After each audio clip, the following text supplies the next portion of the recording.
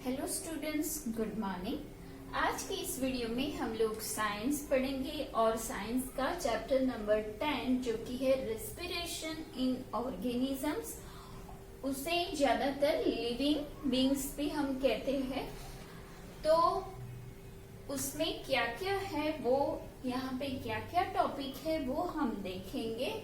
तो सबसे पहले है all organisms breathe.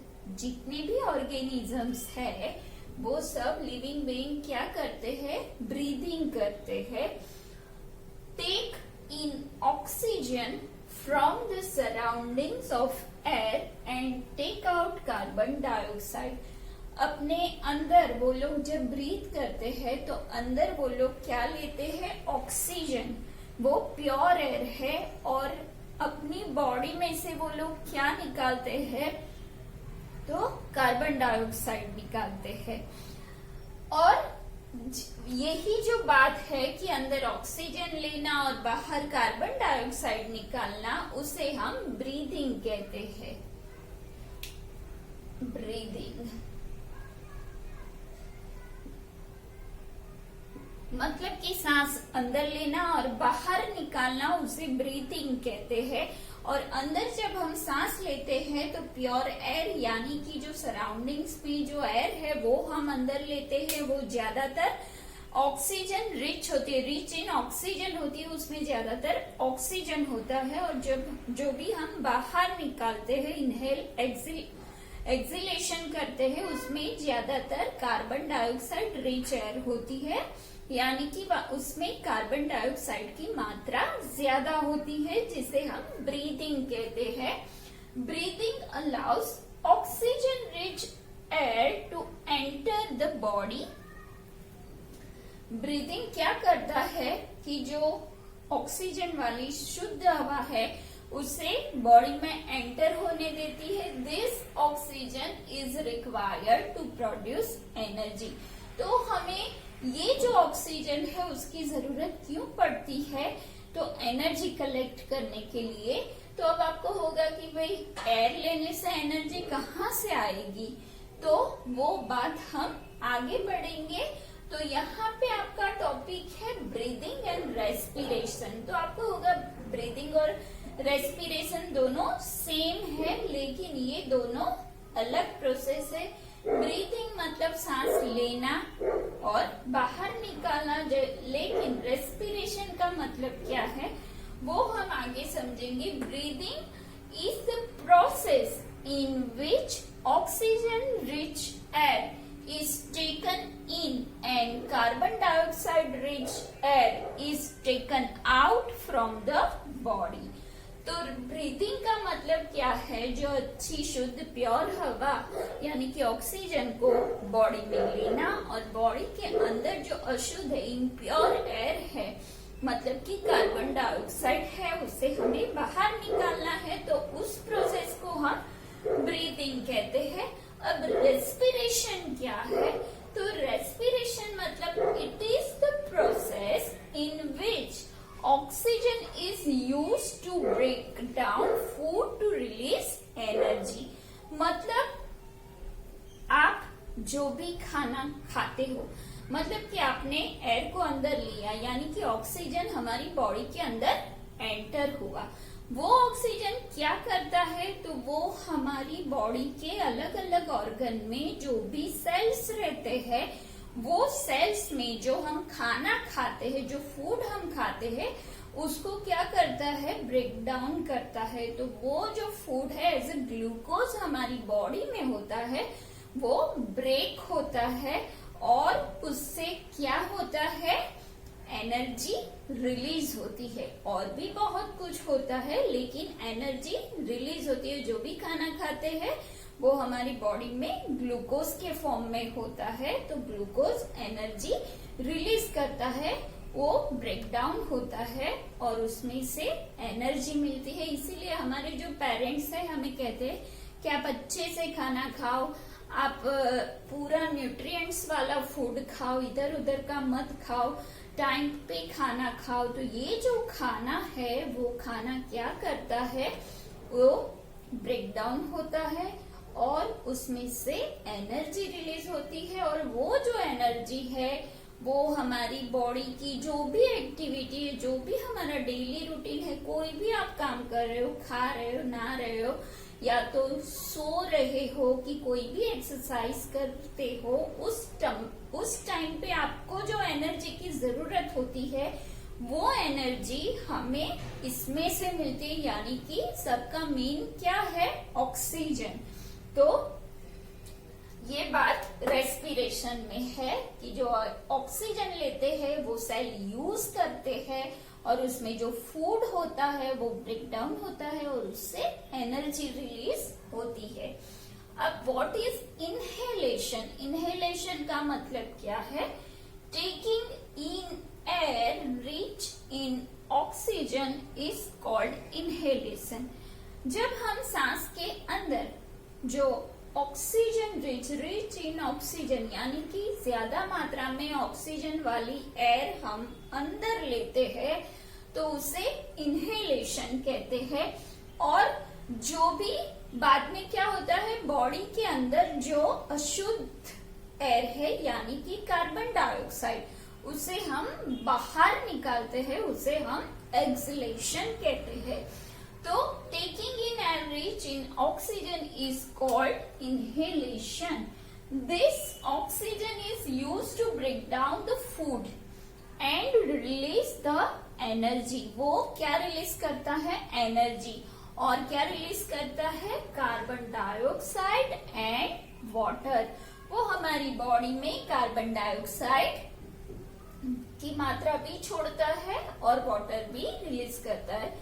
This carbon dioxide मतलब अब ये जो कार्बन डाइऑक्साइड हमारी बॉडी में है उसे हमें बाहर भी निकालना पड़ता है, तो वो जो बाहर निकालने का प्रोसेस है उसे हम एक्सलेशन कहते हैं।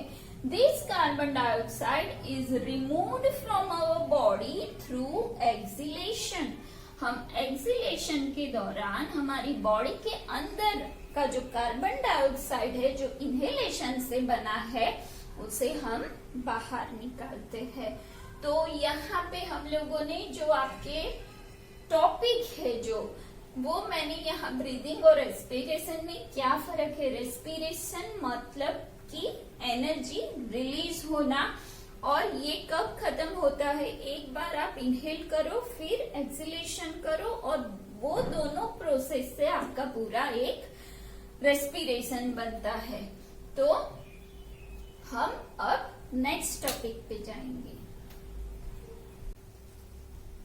रेस्पिरेशन जो सेल्यूलर रेस्पिरेशन है, जो सेल में होता है, जो भी लिविंग ऑर्गेनिज्म है उसके सेल में होने वाला रेस्पिरेशन सेल्यूलर रेस्पिरेशन कहा जाता है। The process of breakdown of glucose occurs in the cells of organism is called cellular respiration. जो रेस्पिरेशन का है वही सेल्यूलर, मतलब हमारे बॉडी के सेल में ये होता है प्रोसेस, इसीलिए हम इसको सेल्यूलर रेस्पिरेशन कहते हैं। और रेस्पिरेशन कितने टाइप्स के होते हैं? They are 2 types. Respiration 2 types के होते हैं, एक है एरोबिक रेस्पिरेशन और दूसरा है एनएरोबिक रेस्पिरेशन। तो दोनों में फर्क क्या है? एरोबिक रेस्पिरेशन जो है वो ऑक्सीजन की प्रेजेंस में होता है, और एनएरोबिक रेस्पिरेशन जो है वो ऑक्सीजन की एब्सेंस में होता है।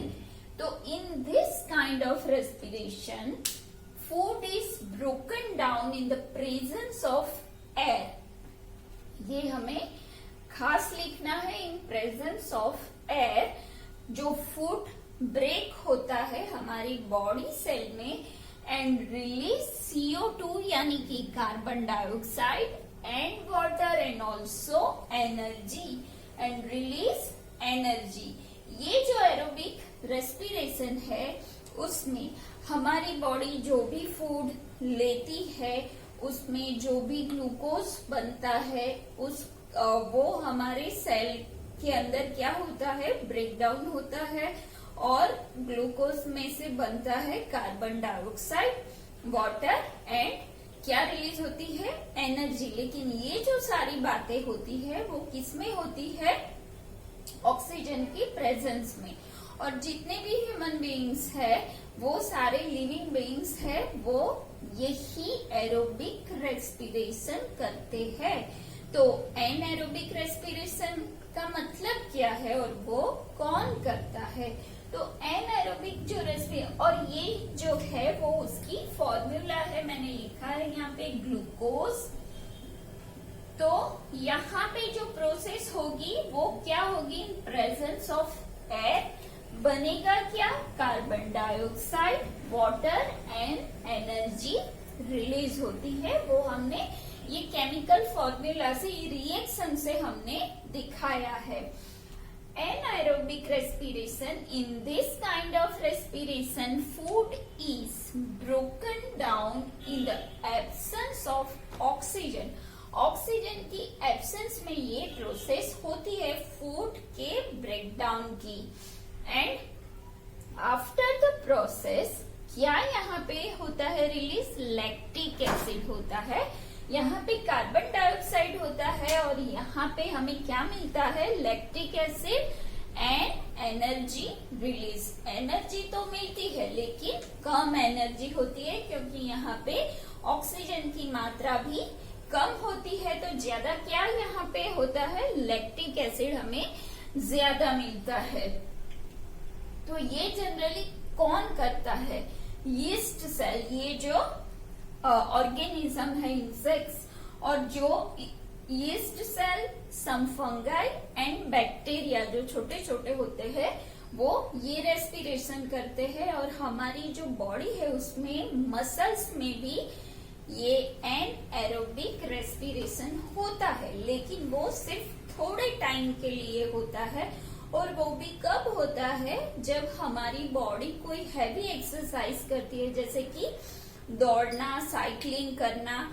तो उस टाइम पे क्या होता है कि हमारी जो ब्रीदिंग है वो बहुत फास्ट हो जाती है और ऑक्सीजन की वहां पे कमी होती है, लेकिन वो थोड़ी देर के लिए होती है। तो वो कमी होने की वजह से, वो कमी के कारण यहाँ पे हमारे मसल्स में भी एनएरोबिक रेस्पिरेशन होता है और उससे क्या होता है? लैक्टिक एसिड हमारे मसल्स में बनता है।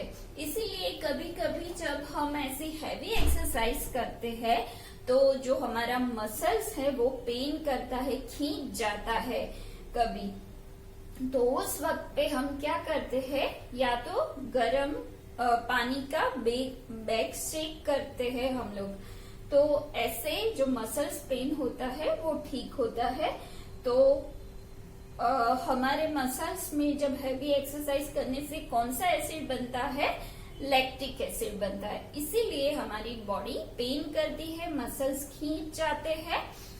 तो उस टाइम पे हम गर्म पानी का सेक भी करते हैं या तो कोई मलहम भी लगाते हैं। तो ऐसे हमें रिलैक्सेशन मिलता है। तो आज के इस वीडियो में हम लोगों ने देखा कि ब्रीथिंग क्या है, रेस्पिरेशन क्या है, उसके कितने टाइप है, कौन कौन से ऑर्गेनिज्म में कौन सा रेस्पिरेशन होता है। तो अब नेक्स्ट वीडियो में हम लोग वापस हमारा जो आगे का टॉपिक है वो कंटिन्यू करेंगे। And till then bye bye.